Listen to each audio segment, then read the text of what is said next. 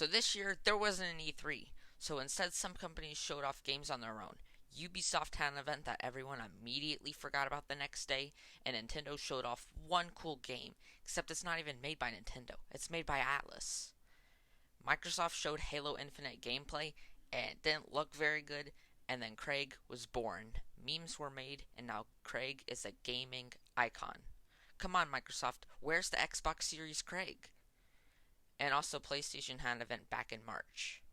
So, how do we know where a sound is coming from in the first place?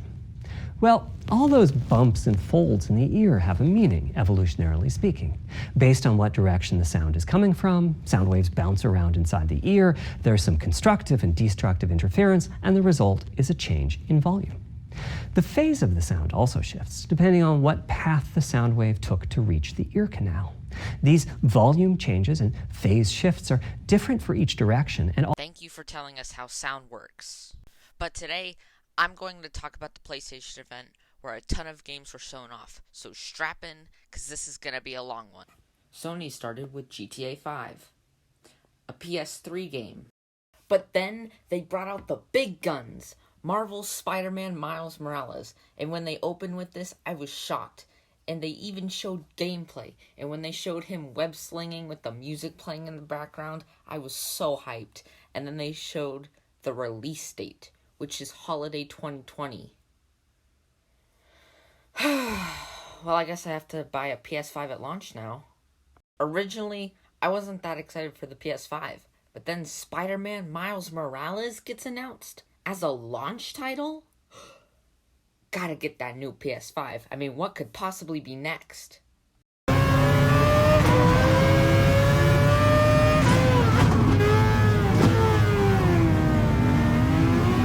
Wow. So cool. Horizon 2. I'm not a huge fan of the first, but in the trailer, they showed a lot of the world, and that's what really piqued my interest. So maybe I'll go back and give Zero Dawn a second try. Astrobot. This game will be free with the PS5, and with all these games like The Last of Us and God of War and all these big AAA high-stakes stories, I'm kind of excited to play a game that's just dumb fun. And I love playing games like Last of Us and God of War and those big story AAA games, but it might be nice to just play something different for a change. Bug Snacks. This is what we were waiting for, not that garbage Crappy and Donk. This is a real game here. This game is probably the Xbox killer. Crappy and Donk. I know this is crazy, but I'm actually more excited for Crappy and Donk than I am for Bug Snacks. And it's actually not called Crappy and Donk. It's called Ratchet and Clank. I've always wanted to play Ratchet and Clank back when I saw the demo for it at GameStop years ago, and it was one of the reasons I wanted to get a PS4. However, unfortunately, I still haven't played Ratchet and Clank PS4, but I will definitely now. And with all that gameplay they showed for Rift Apart, it looks really fun.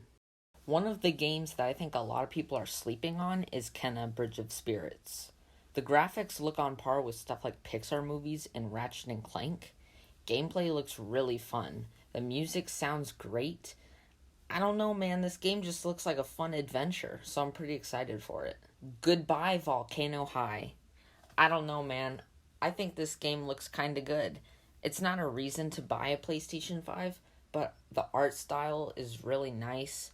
The trailer gave me a lot of Life is Strange vibes, so I'll probably end up playing this game at some point.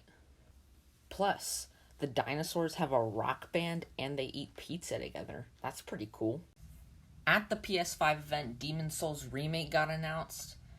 Man, you Soulsborne fans are gonna be spoiled. You're getting Demon's Souls and Elden Ring. I'm gonna be honest. Souls games aren't necessarily for me. I tried playing Sekiro. It's just way too hard. Pragmata. This game has the style of a Kojima game, but made by Capcom, which isn't necessarily a bad thing. I think people are really sleeping on this game, and I'll admit, when I first saw this trailer, I didn't really have any interest in it, because I was mainly anxious for a God of War sequel. But when I went back and watched this trailer, it looked really cool. And when it zooms in on the sky and it shows that it's actually a screen, And then the satellite thingy fell through and everything gets all messed up and the guy shoots the big bubble to protect himself. I don't know. This game kind of looks cool, but I'm not going to get excited for it yet, considering it's not going to come out until 2022. So we'll talk more about that maybe a year from now. Ghostwire Tokyo was announced back at E3 2019, and it took place in modern Tokyo, and there were these incredible brooding cinematics with incredible imagery, with a bit of horror thrown in. So this game has got to play amazing, right? And then they showed gameplay. And then I immediately lost interest.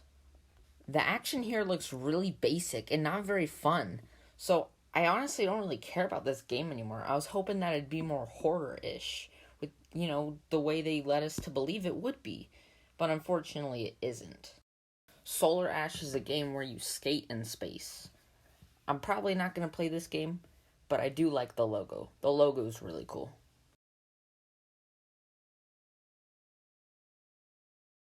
Deathloop is a game where every time you die, you restart the game, which I'm sold on the concept. I'm just curious if that's going to make the game get stale after a while.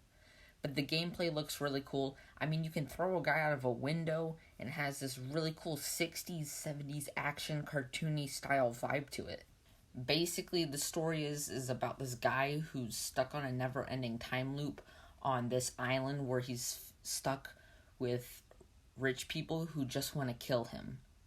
I really like the style of the game, and it just looks like a fun time. I just hope it doesn't get too repetitive.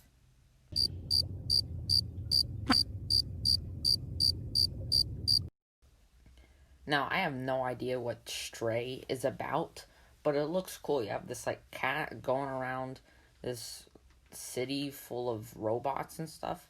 I don't know. I'm kind of interested. Project Atheia. This game is being made exclusively for the PlayStation 5. The world here looks cool. You have the big dragon, and she's running on top of these really tall rocks. It looks like a cool game, but they haven't even picked the title yet. And this is Square Enix, okay? So this game will probably get delayed a lot, but it looks cool. And the last game on this list is a game called Little Devil Inside. It's an indie game. The game looks like a lot of fun. It looks like it has a lot of depth to it. It has combat, it has hunting, it has scavenging, it has climbing. I don't know. And it shows this cool part where he's running from this rooster dragon and he's in this swamp area. And then he drops a bomb while this old man drops a poop. I don't know, this game looks really charming, and it looks a lot of fun. So it's one I'm definitely going to have on my radar. And I think it's supposed to come to the Nintendo Switch, so I might pick it up there. But if I'm just really excited for it, I might also just get it on the PlayStation 5 when the game first comes out. So those are basically all the games that I wanted to talk about. Which ones are you most interested in? So out of all these games, the one I'm most excited for is Bug Snacks. No, it's actually Spider-Man.